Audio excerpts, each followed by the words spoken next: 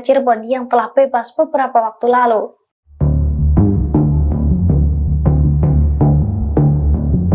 Pembina XTC Kabupaten Cirebon, Doci tak yakin kalau Peggy Setiawan merupakan otak pembunuhan Vina dan Eki. Bukan tanpa sebab, Doci mengatakan kalau sosok Peggy jauh dari geng motor.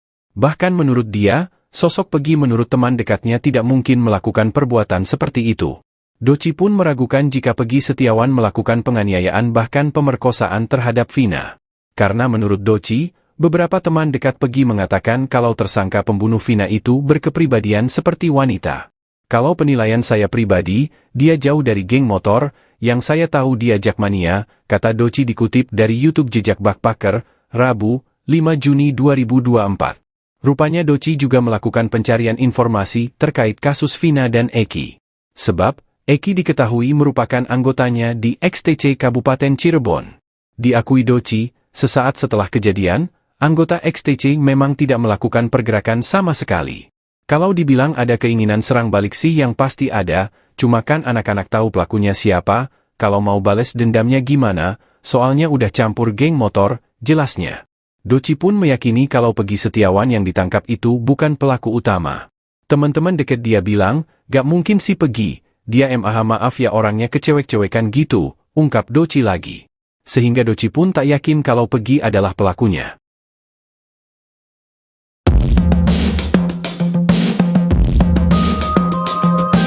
Marliana, kakak kandung Vina, mengaku bingung dengan banyaknya saksi yang bermunculan dalam kasus adiknya, mulai dari Mel, Aep, dan Liga Akbar.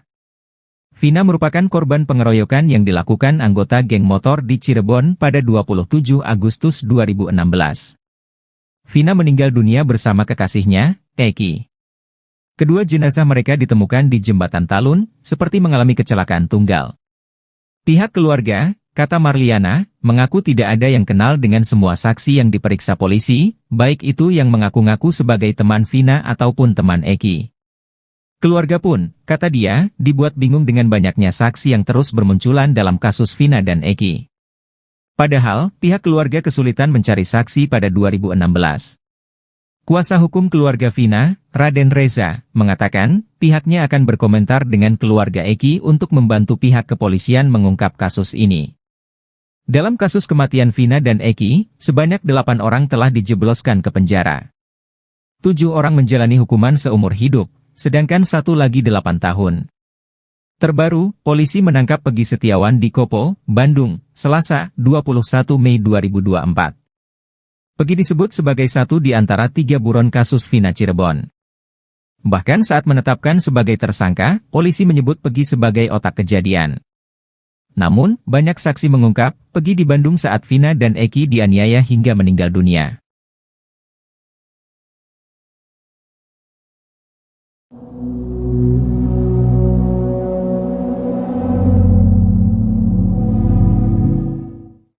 Seorang mantan narapidana Abi Budi Permadi usia 54 tahun mendadak muncul dan membongkar curhatan para terpidana kasus Vina Cirebon. Menurut pria yang pernah mendekam di lapas kelas 1 Cirebon itu, kasus Vina penuh dengan manipulasi. Ia pun mengungkapkan alasan 8 terpidana kasus Vina berbohong saat memberikan kesaksiannya dalam kasus tersebut.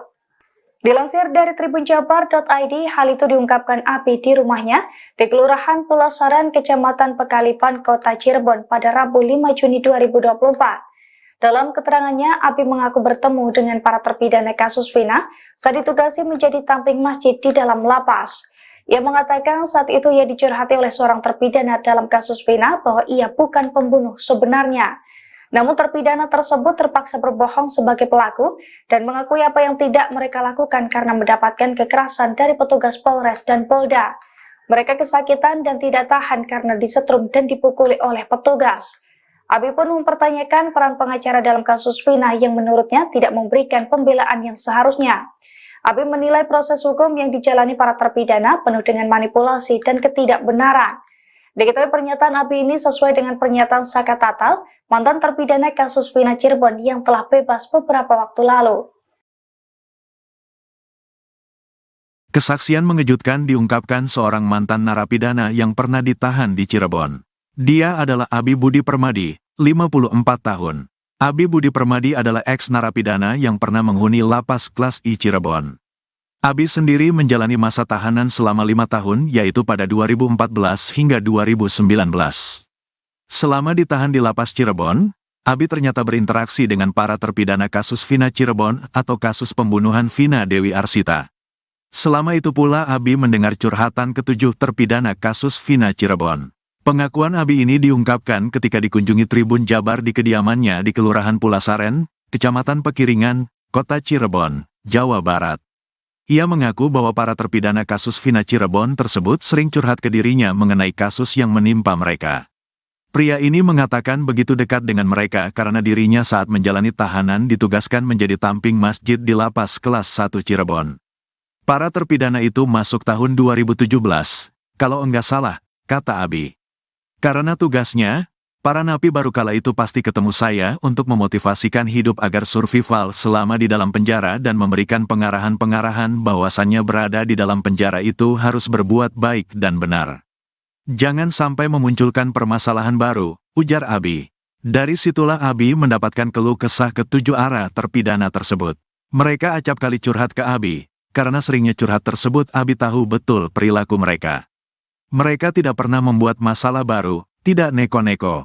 Mereka orang baik, tidak ada yang mencerminkan bahwa mereka radikal atau kelompok bermotor, ujar Abi, Rabu, tanggal 5 Juni tahun 2024.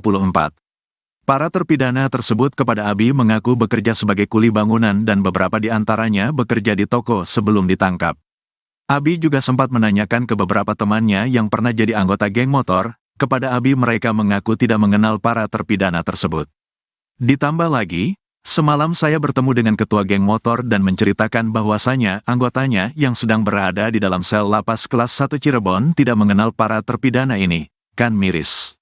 Idealnya kalau satu geng, mereka saling kenal dan rengga logis kalau satu geng satu kampung rumahnya, ucapnya.